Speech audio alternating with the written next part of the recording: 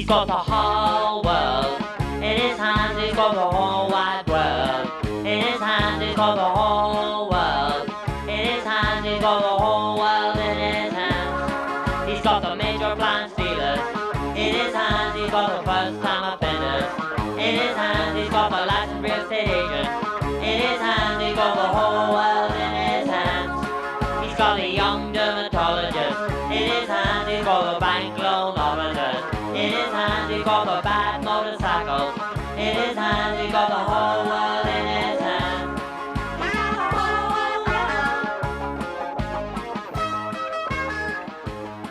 He's got the whole. Good evening, colleagues around town, across the country, and around the globe for that matter. If some of you are up at 6 in the morning or 3 in the morning or something like that. As usual, this is Public Affairs, Public Access. I'm your host, Paul Colby. I'm going to take you on a tour of what's going down all over the place, and especially here in these United States, because we are on the verge, dear friends, of a midterm election. And almost everything you see on the news these days has something to do with the direction the country is going to take in the next little while, or the direction some of the people would like to take it that will or will not be in charge of putting their foot on the accelerator, if you know what I mean.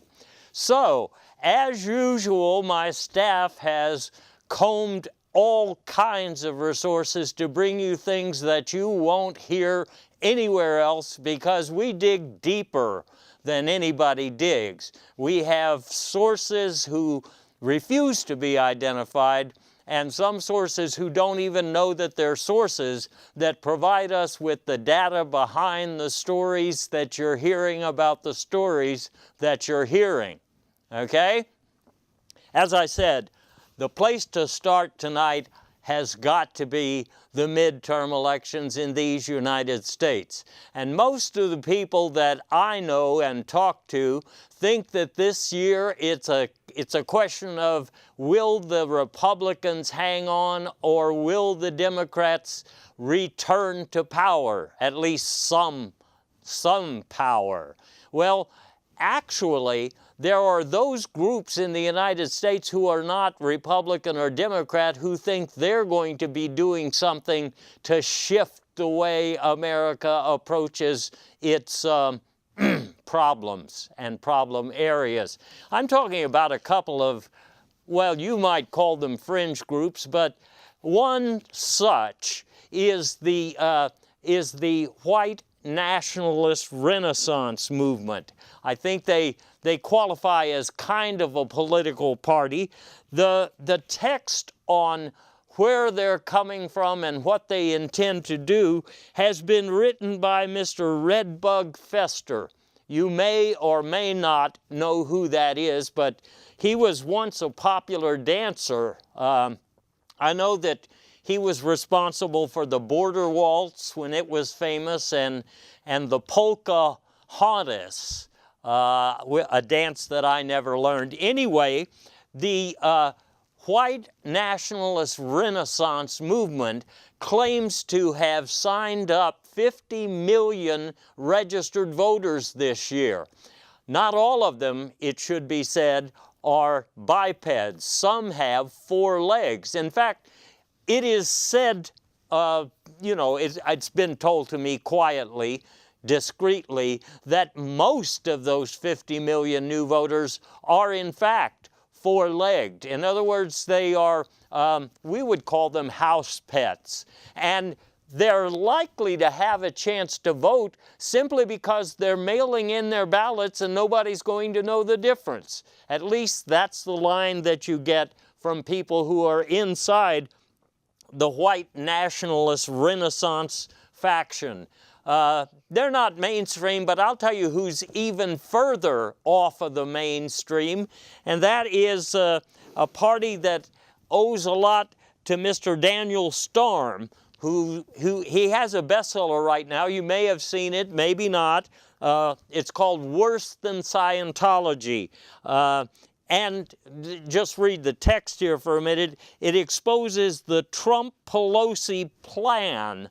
Now, isn't that strange to see these strange bedfellows? Strange, strange. Anyway, it involves Tesla's very secret shark repellent. It's supposed to be foolproof, and it involves people going on a diet of greenhouse gas and vodka. Doesn't sound appealing to me, but in any case, this book is just flying off the shelves over at the Church of the Locomotive bookstore. I went by there myself just to see what the excitement was about. I have heard, I can't prove this is true, I'm told that Daniel Storm is responsible for licensing of some robot brothels, particularly in the West Wing.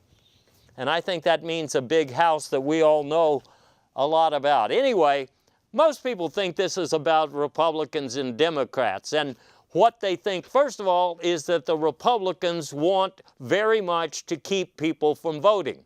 I think that's obvious. All of the voter ID laws that we see springing up for the last few years, and it's really coming to fruition now, all of those voter ID laws are aimed at keeping people away from the voting booths. In Georgia, for example, we have what is called the exact match. If you haven't been following the news, about 50,000 voters are going to have their registrations frozen, pitched out, because of very small errors. For example, if you show up in Georgia to vote and you're wearing high heels, for example, then you're going to possibly be 6'1" instead of 6 foot, and you'll be pitched out. I got to tell you something. This is just bad news. And of course, it is said by the Secretary of State that people will still be able to vote at the polls if they can answer a bonus question about the shrimp test. I'm not sure what the shrimp test is. But, you know, the accusation from folks other than the Secretary of State of Georgia was that this freezing of 50,000 registrations was aimed at people of color. Well, the Secretary of State responded this week. He said, yes, it was about 75% people of color, but these people were colored green and orange primarily. I don't think I've seen that many of those people in my neighborhood, but I'm not in Georgia. In the District of Columbia, there's an ID law. You have to bring a photo ID, but you also have to bring one 35 years old. Why? I don't know. And of course, in Texas, you have to have, in addition to your picture ID, you have to have proof of flood insurance in some precincts. And you also have to, well, it's an either or. You can have a recommendation from your high school football coach. Anyway, if people show up to vote that the Republicans could not keep off the rolls, they are doing other things. And the first one of those is they're moving precincts around. For example, we have a deserted precinct not too far away from me. You'd never recognize that this is where you were going to vote because they've been tearing the place down for the last 3 or 4 weeks. But sure enough, that's the precinct for most of the people who are my neighbors. Now, some of the precincts that are being hidden from you are actually mobile. This is precinct 406 here, pretty close to me. It was parked on the street near me the other day. God knows where it will be parked tomorrow because they keep moving it around, and you have to be in the know to find that voting precinct. And speaking of mobile, did you know that almost all late model cars come with a voting machine installed?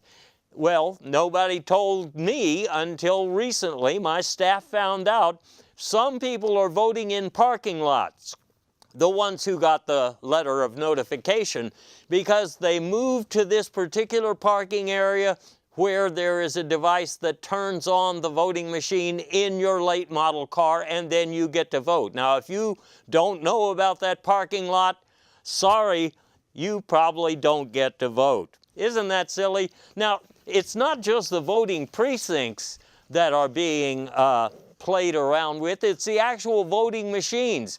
Do you think this is, what, an air conditioner? Wrong. This is one of the new stylish herbivore voting machines. I tried one out lately, just like I tried out these new green and black compactor voting machines that are being used in a lot of counties these days. Small people would have trouble getting in. You actually have to get in them to cast your ballot, which is strange. There are some really hard to identify machines. I think that I saw this at the parade of the white nationalist Renaissance people's some kind of parade. I don't know what they were celebrating, but I wouldn't have known this was a voting machine I was looking at. There's even a Chinese model, and it reminds me of that old computer phrase, garbage in, garbage out, because it looks a whole lot like a disposal under my sink, but it's a voting machine. I'm not sure how they tabulate what's going on there, but there's supposed to be a way. Now, if the Republicans per se can't keep people off the rolls and can't keep them from finding the place where they're supposed to vote or the machine that they're supposed to use to vote, well, they have a big spokesman. His name is Donald J. Trump, who is out there preaching a new story. And that story is that there are angry left-wing mobs that are interfering with almost everything in America, which I suppose includes the election. I think he was inspired in this belief by Dr. Smughat Boofletter, whose new book is called, not surprisingly, it's talking about left-wing mobs trashing the trailer parks in your neighborhood. It's hard to find this book. I found it down at the Imaginary Rage bookstore, and I got what was one of the very last copies. So anyway, the president is not satisfied with just talking about the angry left-wing mobs. We've been hearing for the last 2 years about Russia's meddling in the last election cycle, but Donald told us just a few days ago that the real meddlers this year are the Chinese. And why? Those Chinese would like to see a different president. Well, let me tell you something, so would 65% of the people in this country, as far as I know. But we've just obtained, my skilled staff and I, a copy of the president's calendar, which shows that on a couple of dates here in this month of October, in the run-up to the midterm elections, that he's planning to bash the Chinese for their role in meddling this year. It's surprising how many bashing exercises he already has charted out, but we could only find data for this week and next week. We don't know what's coming after that, but I have an idea. Don't be surprised if you read in the paper soon. You'll notice this is dated October 21st, and don't tell me how I got that. Don't ask, don't tell. At any rate, we're going to hear that Robert Mueller is actually a spy for the Chinese, trying to meddle and keep Donald Trump from ascending to the throne for a second time. That is really bad news, isn't it, folks who are watching? With the president so annoyed that there is a political process, I found it highly suspicious that there was a test of the presidential alert system recently. Most of you probably just got this ordinary-looking text message, you know, and it said, this is just a test. But in certain demographic regions, in certain up-for-grabs you know, areas of the country that are really going to be in contention here on Election Day, there was another test message. And if you got it, you know, you were probably a little bit surprised. Some people believe this. A lot of my friends who are pretty smart got similar messages, but they discounted them.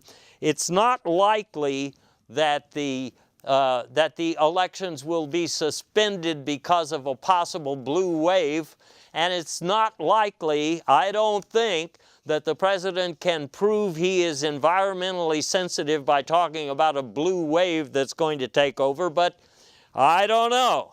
I don't know where they're going to stop. You know, that's the Republicans. Stop the vote, keep the status right there in its quo position. The Democrats are up to some stuff, but it's harder to figure out exactly. I did see this article recently that caught my eye. The DNC is apparently spending lots of money with Uber. Normally, you spend money with Uber if you're going to need a ride somewhere, and there have been allegations put forward that some people vote in one precinct and then they have to get to another precinct and another precinct. Maybe that would explain 23 million bucks going to Uber. I'm not sure what else. The Democrats really are not as creative as the Republicans on these, and so one thing that you can expect to see outside your precinct would be a buffet table, because I know the Democrats always think, well, if they can get to your stomach, you know, that's a way to get to your heart, or maybe it's the other way around. It's one of those circuitous routes, but you're going to eat and then vote, or maybe you're going to vote and then eat if you're a hot dog. Republicans do one thing, Democrats do another, but this year the real issue is dark money. Who's actually buying ads? Where? Like, here's an example. The tree surgeons for a nice America. Now, what could sound nicer than that? These guys must be, you know, princes. I mean, they must be the noble sort that wants to plant hope in the nation's cesspools. Did you know, and by the way, this is a 501c3PO organization. That's something new that I hadn't been aware of before today, but I'm certainly aware of it now, and I'm not sure exactly what side. Well, let me tell you something though. Tree Surgeons for a Nice America is not financing this movement of theirs on its own. Actually, the money comes from a guy whose name is Don Koo, Don Cheesemaster Koo, some call him, and his actual political arm is the Bible Belt, Bow Tie, and Suspender Support Group. That's where all the money for the Tree Surgeons for a Nice America comes from. Did you know that? No, because that's the way dark money works. But who is Dr. Koo? You may be asking yourself. Well, Dr. Koo wrote a pretty amazing book years ago, Assault Weapons and Hatha Yoga. Maybe that tells you something about his political leanings. And he wasn't always called the Cheese Master. In his first book, he is identified as Don Bug Eater. But Don Bug Eater Koo originally formed the Citizens for the Proliferation of Nuclear Arms, Legs, and Families. And so if you take a step back from this so-called movement to see who's behind the movement and to see what kind of business, well, this movement, for example, the Citizens for Proliferation actually changed its name years later to the Citizens for Humane Exhaust, and they support making a joke of the rule of law. Okay, so how deep are we now? We've gone from the front organization to the the headmaster back to the headmaster's past and his previous organization, and you know, and the name change for that organization. The Citizens, by the way, the Citizens for Humane Exhaust are also sometimes confused with another similar sounding group, the Citizens for Human Exhaust. They advocate retro thinking, which is not a dynamic process. It's kind of a backwards process. But that's what bothers me so much about this dark money. Now, while I'm talking about dark money, where do you see the results of dark money? I want to show you some things that we've recorded off the TV. They're kind of crude, but we recorded this off the TV this week to show you how bad the political ads are starting to be on television. First, we have one from the Democrats attacking candidate Luther Vulgaris. Maybe you've seen this one. Can we run that? Luther Vulgaris knows a good deal when he sees one. Over 6 years, he's received $33 million from the Diet Coke brothers. With that, he decided to build an empire and got right to work. Now, he's a busy guy, and when he's not playing God, he's playing golf. So he doesn't really have time for you. But Biffo Stump does. So vote Biffo. Well, that's one that comes from the, it's paid for, as you can see, it's paid for by a citizens group that's in favor of shrimp testing. For me, that puts up a red flag right away.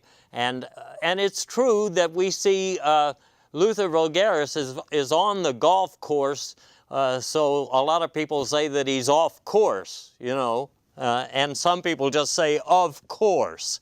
But look at what Luther does in responding to Biffo Stump, who is, as far as I can tell, who is a really nice guy. Look at this ad here. Biffo Stump is bad news. Ever since he got himself elected to some kind of low-life position, it seems like he's been hitting the bottle pretty hard, and most of his positions are, what he gonna say, underground. You know, he wants to jail all of the white men. He wants to build robot brothels. He wants to put fancy Palazzi on our dollar bills. I tell you what, I am Luther Vulgaris, and I like beer. Well, I like beer too, but I don't make a point of, you know, bragging about it in political commercials. It's funny how much money is spent. We're talking about dark money. How much money is spent on these things? I've seen them run maybe 15 times an hour on the rare occasions that I actually do watch television. And lots of money is being spent by these major parties. But what about the candidates? You might be thinking, how can they all afford this? There are some candidates who can't spend that much money on TV ads. So what do? Let me tell you a little story here. We've talked in the past about drugs that are created by, you know, pharmaceutical companies who have to create a condition or a disease or a symptom that these drugs are supposed to respond to treat or to cure. Well, what happens is many times they make drugs that they think are going to be promising for the market, but they don't actually get to the market. And, well, they've already made the commercials for some of these drugs. You see what I mean? So rather than just waste all that money, flush it down the toilet, they sell some of these old commercials and people who are running for office buy them. I mean, you think that's funny? What they do is they simply run the old commercial, but before talking about the particular drug, in this case, I'm going to show you a commercial for Udexadril. God knows what it was supposed to treat, but Udexadril never came to market, so you can buy a Udexadril commercial and just put your name on it as a politician. Do you Believe feel me? like a listless lizard? You have a problem keeping your head up? I'll tell you what, you probably have lizard tank syndrome. It's also called not very stationary wobble. And when you feel wilted, when you feel that you are flooded with emotion, when you feel like you could just be towed away, you just want someone to turn the lights on. Isn't that right? And I'll tell you how you can do that. Vote for Charlene Doobie Gaga for Attorney General. I guess you know Charlene Doobie Gaga is not doing that well in the polling, but maybe she could pull it out, because I know a whole lot of people who would line up with these listless lizard syndromes, and they probably think that she is talking to them and them alone, even though it's like 1 in 350,000 Americans has this syndrome. I don't really understand what that is. Anyway, it's not just TV. Dark money also goes into robocalls. And you've probably been sick of robocalls for years like I have, but most of the time, the robocalls don't pretend to be coming from anybody you know, and that's what I've seen change this year. Now they sound like there's somebody you know just calling to let you know what they think. Here's a robocall that I got this week. Say, little buddy, this is Chuck down at the food store. I was just calling to tell you I'm going to be voting for Rector Snatch this week on account of Charlene Doobie Gaga. She's a murderer and a rapist and a tax evader and a pacifist. And I can't prove any of that, of course, but who cares? It's a Trump era. So that's what I said, and I said it. Thanks. Well, that's what he said, and he said it, you know. Robocalls, dark money, sleazy politics. I've about had enough of it, but I'm sure I'll see more of it and hear more of it before we get to those midterm elections. Before I leave this whole terrible sounding subject of the midterms and how low people will stoop, I just want to talk about doxing, because that's something that was not a big deal last time around, and it's getting to be pretty normal. You know, when people they do research about you, they find out some personal data about you, and almost all the time the way they use this data is to just spray it all over the internet, so that your privacy is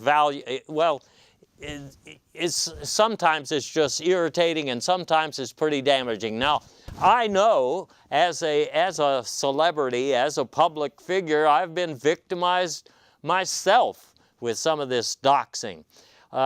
Just recently, somebody put up a calendar from years past, supposedly mine, and there were things on this calendar I was asked to confirm or deny, as if, you know, I'm on trial for them.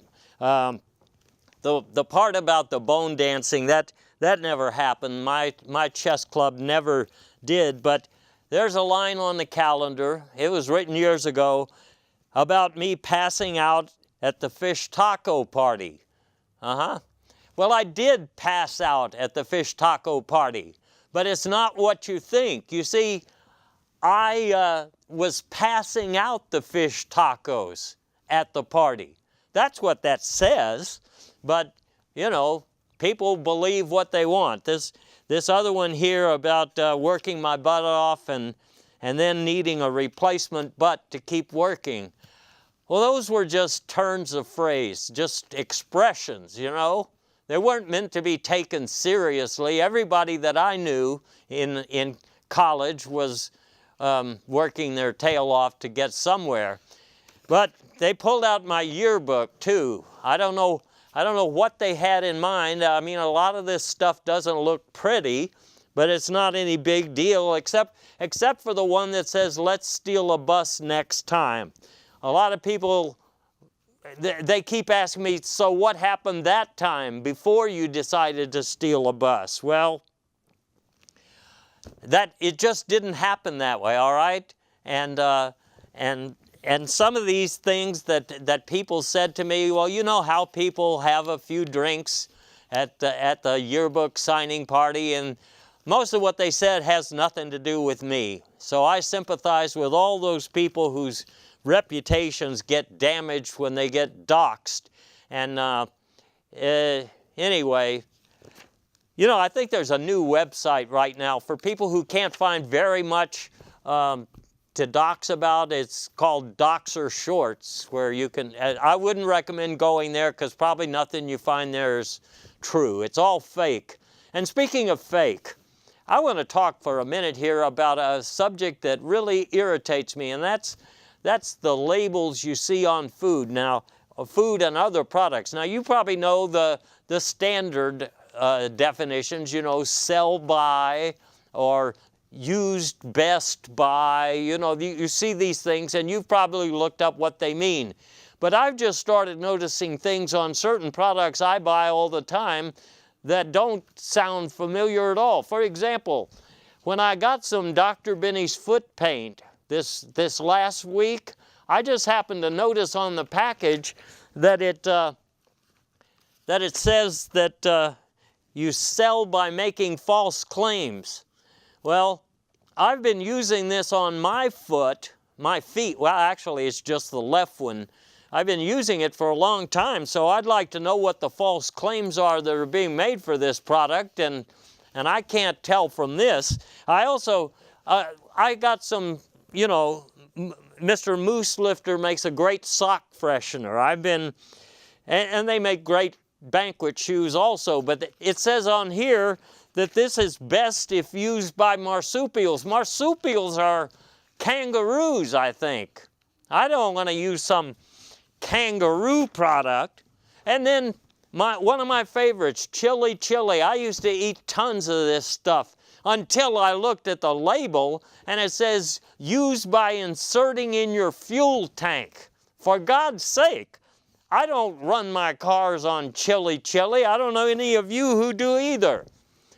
Even Happy Raincoat makes a product that I'm now reluctant to use. I used to buy the shrimp tester all the time because it is trusted by doctors and homemakers. But then I found out you're supposed to torch it by a given date. Torch it. What kind of a deal is that for a product? Having said that, I recommend that you spend a little time looking at the products you're buying and seeing what that little date stamp actually says before you just keep using the darn stuff. It's just that kind of bad year for truth and dignity and honest, you know, portrayal of products. You know, even the upcoming census is getting a bad name. Most of you know why. There's a question on there about citizenship. You know, it's number 2 on the census. How many people are living at this household? You know, and then you sign off 1 to 5 or 5 to 10 or more than 10. And then that follow-up question about how many of them are here legally. Well, I don't know what that's supposed to mean. I mean, if you have 15 people in your house, of course they're there legally. Why else would they be? I mean, or something else. Maybe there's something else. But that's not the only thing about this new census, that the proposed questions in this new sentence that I think are pretty irritating. For example, look at number 13. Who is your favorite recording artist? And if the choices are Kanye West and Taylor Swift, I think at least one of them, even if she writes sappy songs, at least seems to have the headset on straight. So to me, that sounds like, and one of them is not in love with Donald J. Trump, but that sounds like a political question to me. What are they going to do when people answer this? Are they going to try to keep the people who voted for Taylor Swift with their answer off of the voting rolls? Huh? Is that a question you can ask? Here's another one. Look at number 22. Who is your favorite Republican? I don't think I would limit that to Donald Trump and Abraham Lincoln. In fact, having both of those as an answer to a question, that is perplexing to me. That is very perplexing. Look at number 46. This is really irritating. How do you spell enchilada? Well, personally, I spell it with letters like most people would. But I don't know what this question is supposed to mean when it says, I prefer not to. Huh? What about number 57? This is what really bugs me. The census fee is $125, so how do you want to pay? Well, in case you don't know, citizens and legals who are here who would be citizens, you don't have to pay for the census. You don't have to pay for it. It's something the government pays for goodness sake. Okay, I'll settle down. Let's talk about foreign affairs for a minute, because this is going to impact the midterms as well. You know, Donald Trump has started working with the man in North Korea that he once called the Rocket Man. But now he just calls him by an affectionate name because it turns out that they fell in love. Trump said that he's in love with the little Rocket Man. Well, I wouldn't have believed that except my staff, through means that I'm not going to discuss them here. They obtained a copy of that letter. Let me read you a pertinent part. Dear Don, it was wonderful to hear your voice again shouting into the phone like a big dog. I was working in the garden when you called, planting seeds of doubt for your country and mine to look at and smell. To look at and smell. Then he goes on. I'm afraid we can't stop making nookies yet. My people believe you can only do so when the groundhog sees his shadow. And unfortunately, we have a blind groundhog. We're trying to work something out. That's, to me, that's highly suspect. Maybe that sounds normal to you, but I think this man has been eating too much chili. That's what Donald already sent him. In fact, if you just look at this, realistically, the only thing we've accomplished with North Korea so far is to exchange pictures of fingers on the nuclear button. Now, if you look at this closely, this picture of the finger on the nuclear button, it reminds me a lot of the button that I saw on that voting machine that I tried out, the one that looked like it was under my sink going somewhere. There's a button just like that. So, for all I know, every one of us who goes into a voting booth might have something up their sleeves, or even if they don't know it, they might be doing something with their sleeves. That is unfortunate. But the president is ever hopeful, and why not? Because he says, the Secretary of State just got a few pages of documents to go through, and as soon as we can figure out a way to comply with all of these requests from North Korea, that we'll be able to sign off on this on this treaty to destroy the nookies that they have. I'm sure you feel a whole lot better now knowing that that's all it's going to take. Anyway, another aspect of the whole global situation is climate change. And the UN Committee on Climate Change released its report this recent week or two ago, saying that we folks here living on planet Earth have about, a dozen years to get things straightened out, or we are done for. Well, that's pretty bad news if you ask me.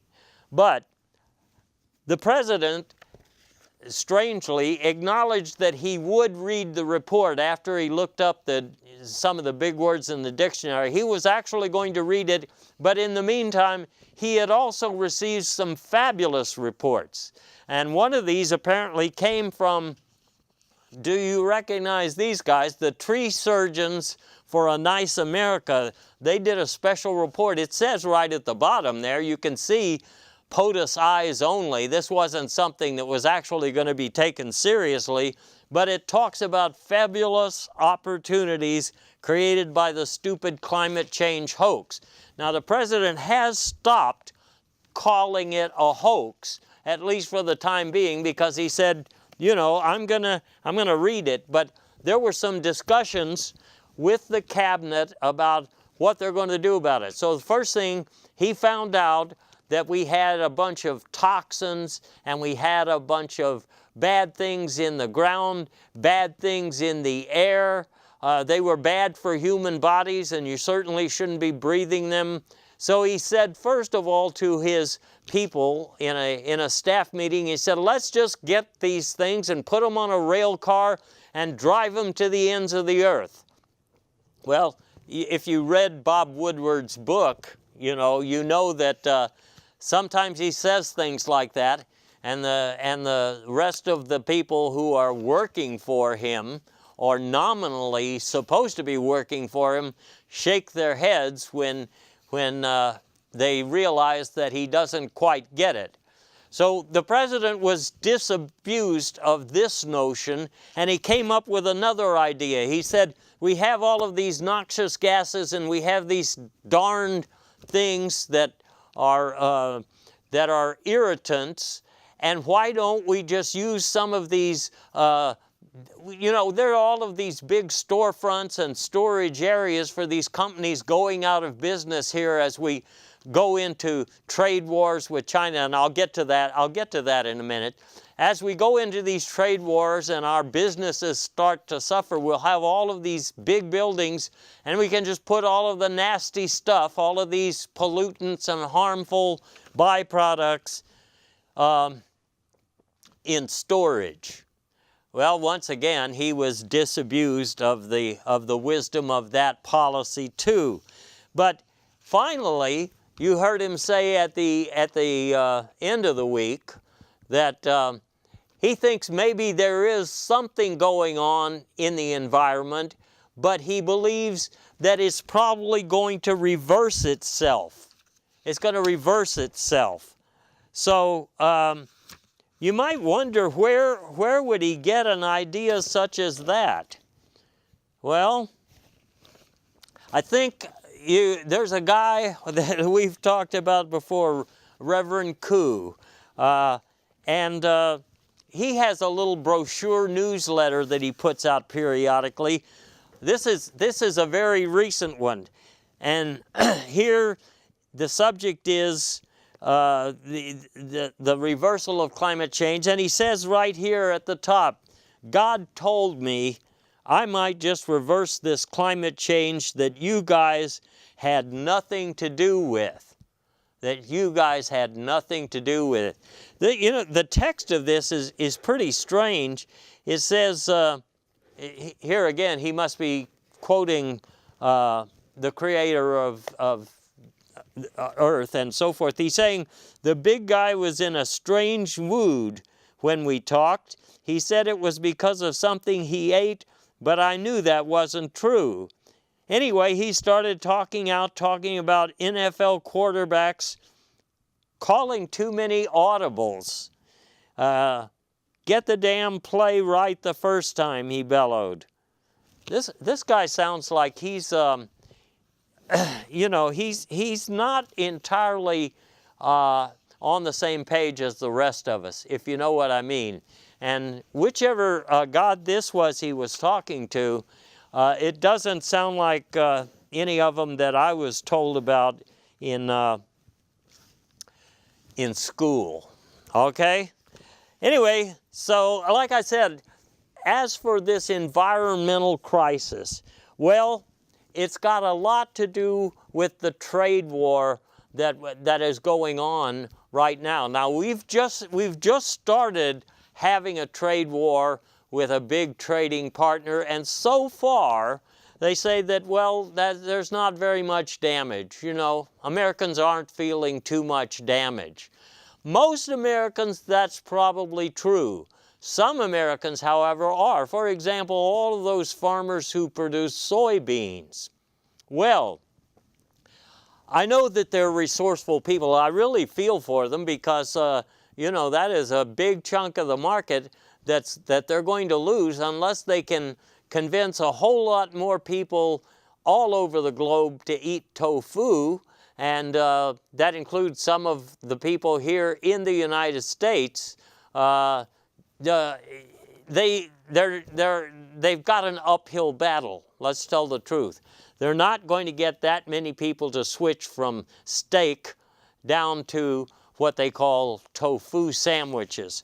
But these resourceful people are trying to think of new ways to use their soybeans. I was in the store the other day, and the first time I have seen this, soy coats, just in time for winter.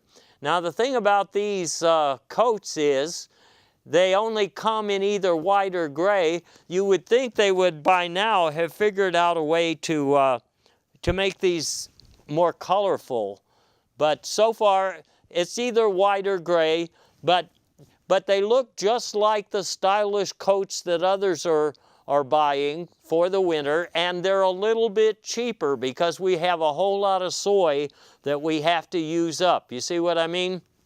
A whole lot of soy. And that's not the only place they are working on. They are already creating a line of soy bras. Soy bras. That seems like the name of a Swedish massage song that I used to play on the tuba. But anyway, soy bras are very popular in some areas of the country, mostly the Midwest, but it'll be soon expanding to where you are. All right? Now, the most ambitious product, line of products is houses built entirely of soy. As you can see, they still have some work to do here. This looks a little shabby. It doesn't look like everything lines up perfectly the way a new house would or does, but you have to remember that right now we have a crisis in housing for people who can't afford to buy big mansions. You know, there's plenty of those on the market right now, and some of the prices are actually going down, but they're not going down so far that the people buying their first home can afford them. So maybe soy is the future of the housing market. And if those people can get it straight, well, it might be a whole new ball game. Now, like we said before, the government and our titular leader, Donald Trump, have said, look, everything is going to be fine. A few things just have to shake out before this trade war really accomplishes what it's supposed to. Well, that might be what I call a cover story, because my staff has also been going around taking some photographs where they're not really invited in. And one of those photograph sessions that just happened was in an area where well, wait a minute. Before I get to that, let me talk about something else. Because even though it looks pretty bad in the future, people are saying that the only real consequence so far of the trade war with China has been that some electronic products are maybe going to go up a little bit. The price will go up a little bit. Well, that's not really so. Because I was in the store just this week. I had recently bought a Magic Mutant. Like some of you, I need something around the house that's in the same vein as a Google Assistant or an Alexa. And these were only 50 bucks. I mean, it was a bargain because these little guys are all programmed to be spontaneous. You know, each one that you get has an individual personality. Mine cusses like a sailor, you know, just every now and then he'll just spurt something out. Like it sounds a little bit of like what Reverend Koo talks about, but you know, it's funny when he says it. Well, the problem is I bought it for $50 when they were cheap. But now, as the trade war escalates, these things cost a couple $1,000. So we can expect things to get bad and then get worse. So what's going to happen? Well, the government is already secretly planning, and my people took photographs. The White House and Congress are going to be moved to mobile quarters because we may have to sell off some of those big buildings in D.C. When people start playing with our, you know, debt that they have, trying to mess up our economy. So don't say that I didn't warn you, because right here and right now I'm warning you, this could get very bad. Now, how do we dig out of this hole we're in with things getting so bad on so many different fronts? Well, you know it's the visionaries who win the Nobel Prize that inspire all of us. And they're the people who come up with solutions to problems we don't even know we have yet sometime. I will talk about a couple of guys who got the Nobel Prize this year, but first I want to mention a guy I think should have received the Nobel Prize, and that's Dr. Fish-Martin-Slab. Dr. Fish-Martin-Slab invented something, and he got the Nobel Prize in false economy, if you hadn't heard the details.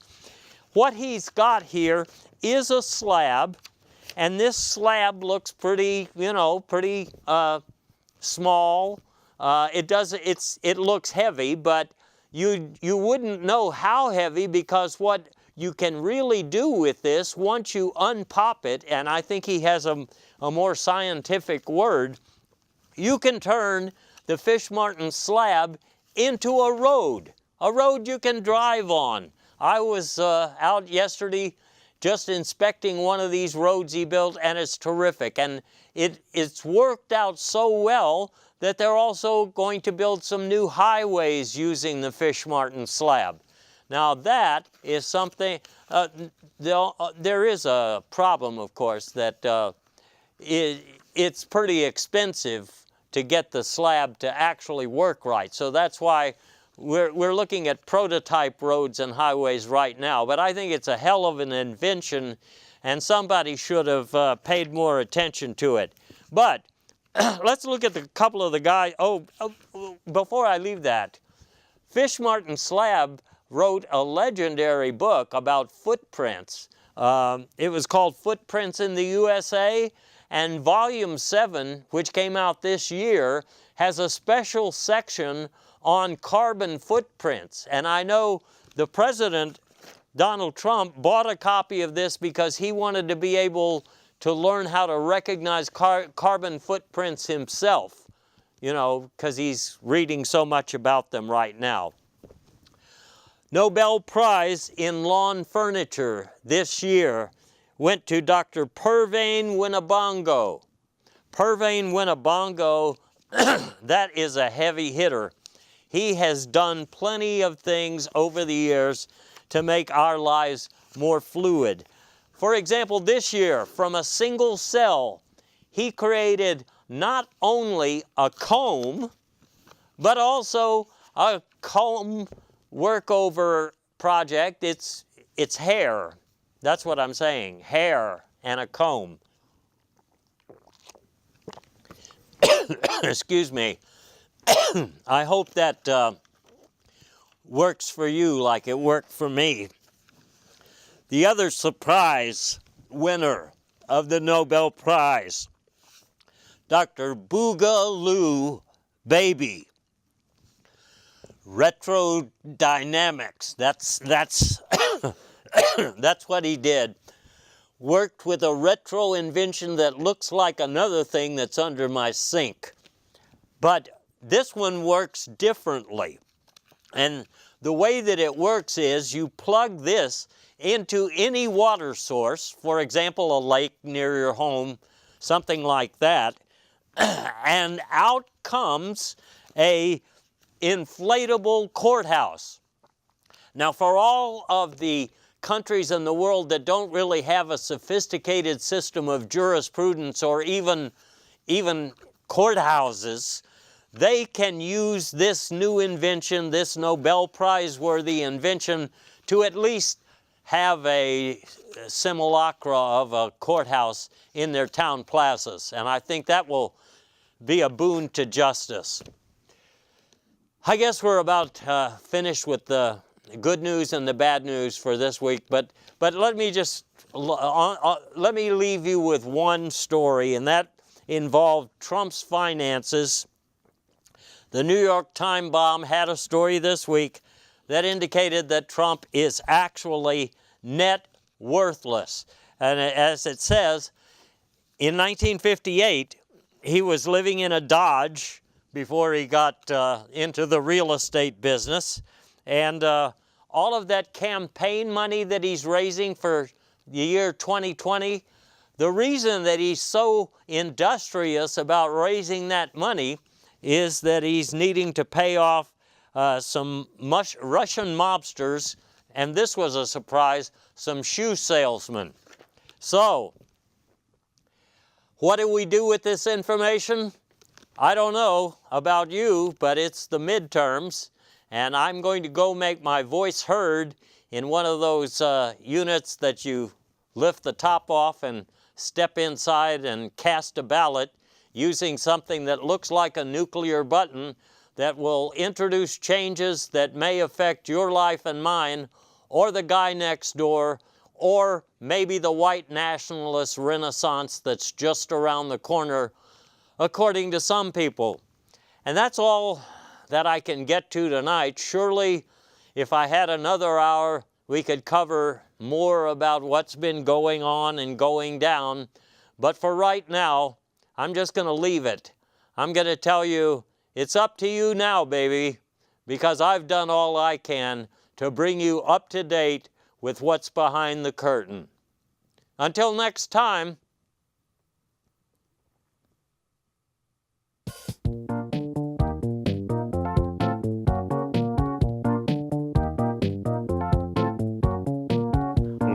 Louis, does your den mother know about this?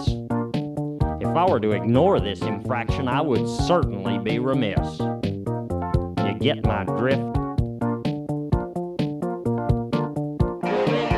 This born-to-be-wild thing is making me nervous. I think you're doing your ancestors a disservice.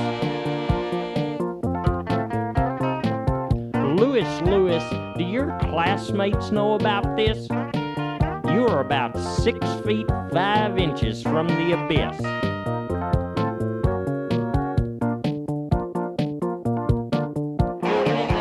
This born-to-be-wild thing is technically creepy. On second thought, it's just making me sleepy. Louis, does your parole officer know about this? And did you have an accomplice? Yeah, that figures. This born-to-be-wild thing is really passé. I'm getting a little tired of hearing your girlfriend say, "Where did our love go?" Where did my shoes go? Where did my keys go? Where did my wallet go?